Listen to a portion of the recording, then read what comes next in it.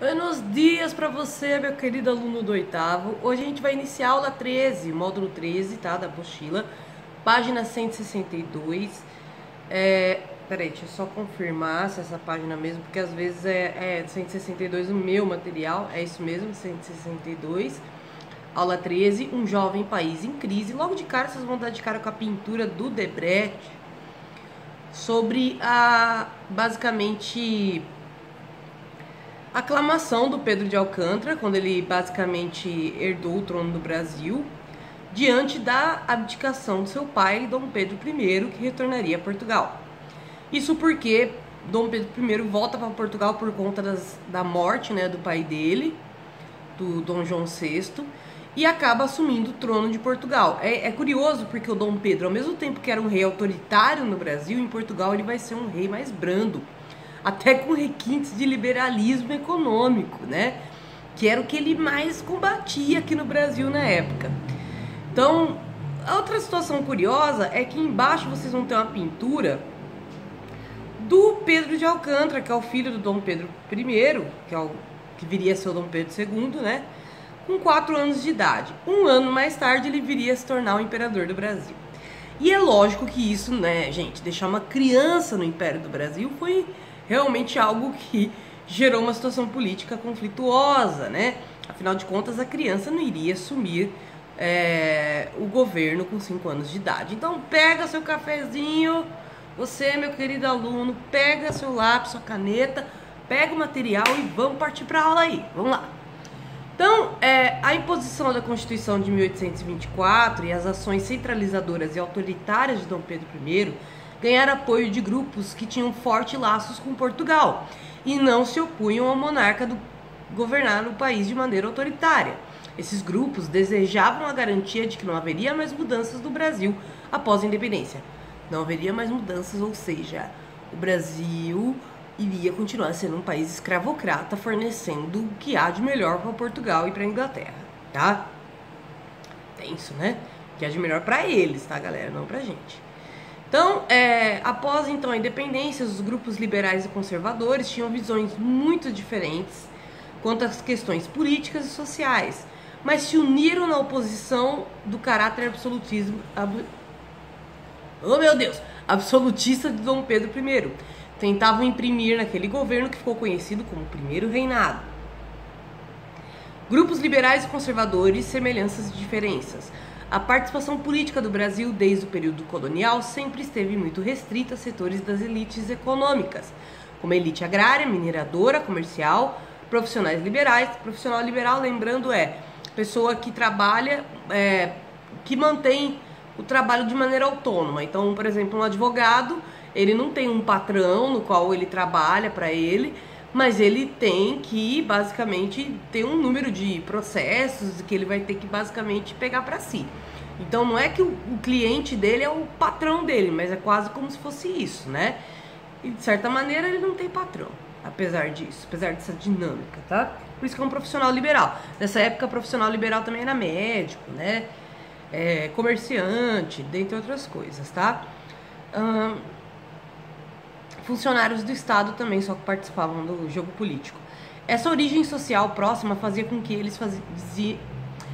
aqueles que se diziam liberais fossem parecidos com os conservadores. Na época da atuação da Constituinte, que foi dissolvida por Dom Pedro I em 1823, por exemplo, poucos liberais, chamados então de radicais, defenderam o fim da escravidão, mais direitos para a população e instalação de uma república. Já os conservadores e a maior parte dos liberais defendiam a monarquia com os poderes para o parlamento e poucas mudanças sociais. A principal diferença entre eles estava na defesa de uma maior autonomia para as províncias ou na centralização do poder do Rio de Janeiro. Enquanto os setores mais liberais defendiam que as províncias ficassem com a maior parte dos impostos e tivessem governantes ligados a grupos locais, os conservadores viam na centralização do poder do Rio de Janeiro uma maior garantia de ordem social, com as regras impostas pelo governo central de Dom Pedro I. Então a gente vai ter a Confederação do Equador, que vai ser a primeira revolta separatista e liberal no Nordeste brasileiro no Primeiro Império, tá? Então, em 1817, Quem lidera essa revolta é o Cipriano Barata, que era um integrante da maçonaria naquela época, que também era um pensador liberal, né? Uma pessoa que defendia o liberalismo no Brasil e o fim da escravidão, detalhe. Ele fundou o jornal chamado Sentinela da Liberdade, para defender a liberdade de imprensa e um sistema federativo, onde as províncias tivessem voz ativa. Ele foi preso em 1823 a mando de Dom Pedro I, pelas duras críticas que publicava contra a monarquia. Na cadeia, continuou a fazer circular o seu jornal com as mesmas críticas propostas pelas quais foi preso. Outro líder foi o Frei Caneca, que ficou preso durante 3 anos, participando da insurreição de 1817. Libertado, ele fundou o jornal Tifes Pernambucano, desculpa gente, em referência mitológica grega ao significado do piloto pernambucano. Divulgava que a Constituição otorgada era iliberal e contrária à liberdade e à independência dos direitos do Brasil. Dizia que o poder moderador era a chave mestra da opressão da nação brasileira. Conclamava com a população que era contra os desmandos do governo imperial, implementando uma república. Em torno das lideranças liberais e seus jornais, muitos pernambucanos de diversos grupos sociais aderiram à causa e encontraram apoio no Rio Grande do Norte, Ceará e Paraíba. Planejaram também a proclamação da independência dessa região e a formação de uma república que se chamaria Confederação do Equador, por conta da proximidade com a linha do Equador. Bom, então o modelo político no qual os confederados se baseavam era o modelo dos Estados Unidos depois da independência.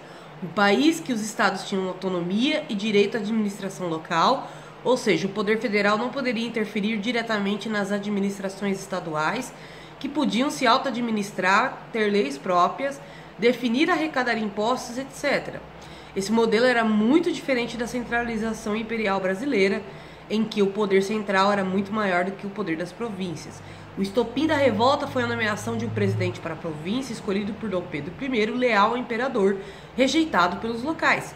Esse fato ocorreu em julho de 1824 e a Confederação do Equador foi proclamada.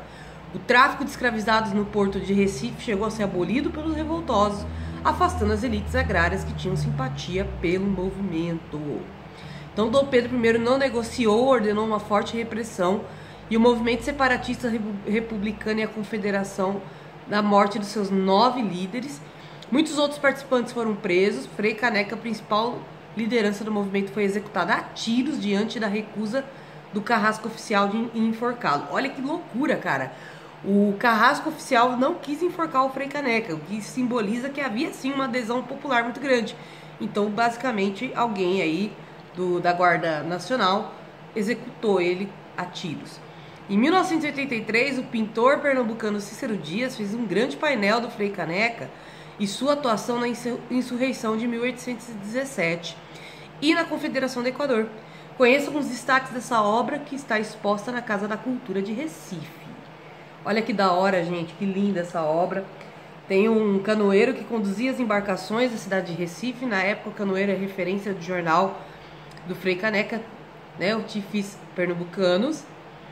Aí tem o Frei Caneca distribuindo o jornal pernambucano, né, simbolizando ele numa janela.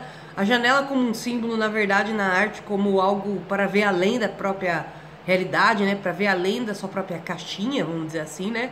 Então a janela é como você ter um olhar mais apurado, né, mais ampliado. A população que resiste às tropas enviadas do Dom Pedro I, então você vê que tem a parte da população a cavalo, com pedaços de pau, se protegendo, correndo, assustada, chorando, né? O terrorismo do império. Gente, essa visão que a gente tem que o imperador era uma coisa quase que romântica, é uma visão muito errada. O Império do Brasil foi extremamente violento e marcado principalmente por um racismo muito grande e um ódio, né, da população muito grande, principalmente da população mais humilde, que é o Brasilzão, né? Que é o verdadeiro Brasilzão profundo, né, que a gente vive. E aí o Frei Caneca, representado em sua condição de religioso, o seu nome era Joaquim do Amor, Divino Rabelo, e ele era também um frei carmelita.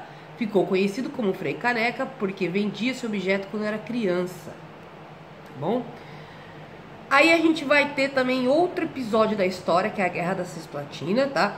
A Guerra da Cisplatina vai gerar havia sido incorporado no território brasileiro por Dom João VI Uruguai. Logo após a independência do Brasil, a província lutou contra os portugueses na Guerra de Independência, confiando às autoridades brasileiras que concederiam maior autonomia à região. Com as promessas que não foram cumpridas pelo governo imperial em 1825, a população da região passou a lutar pela sua independência, liderada por Juan Antônio Lavageira, e Frutuoso Rivera. Não sei como se pronuncia corretamente porque eu não sei espanhol. A reação do Dom Pedro I, que não queria abrir mão dessa província, provocou a chamada Guerra da Cisplatina, que durou até 1828. Contando com a ajuda da Argentina e enfrentando as tropas recrutadas à força, pouco preparadas do Brasil, a província cisplatina venceu o conflito e proclamou sua independência e passou a ser conhecida como República Oriental do Uruguai, tá? Então, colocar os brasileiros para correr, basicamente, tá, galera? É isso, gente. Era uma aula muito mais leitura, né, do que explicativa. A parte da explicação maior, do pensamento, da época e tudo mais, eu dei pelo Meet. Acho que também não tem muitos segredos nessa aula. É mais pra gente ver que, novamente, a luta de classes não descansa na história do Brasil, né? E que sim, muitos momentos, grupos que são totalmente diferentes, né, antagônicos, como conservadores e liberais, coincidiam de ter mentalidades parecidas, pois eram grupos que eram dissidências políticas diferentes da nossa elite, né?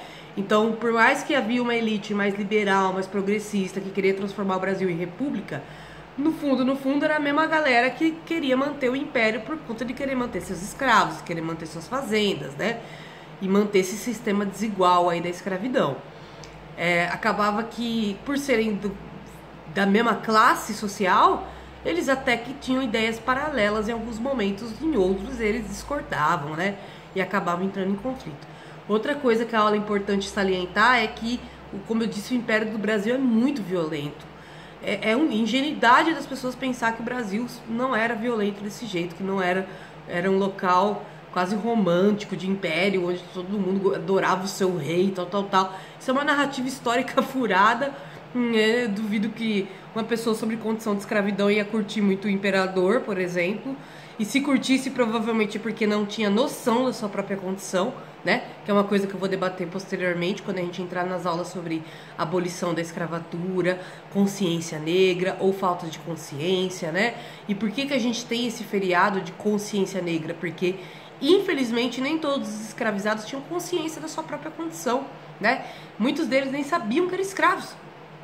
Então, assim, vai ser uma aula bem interessante que a gente vai ter posteriormente.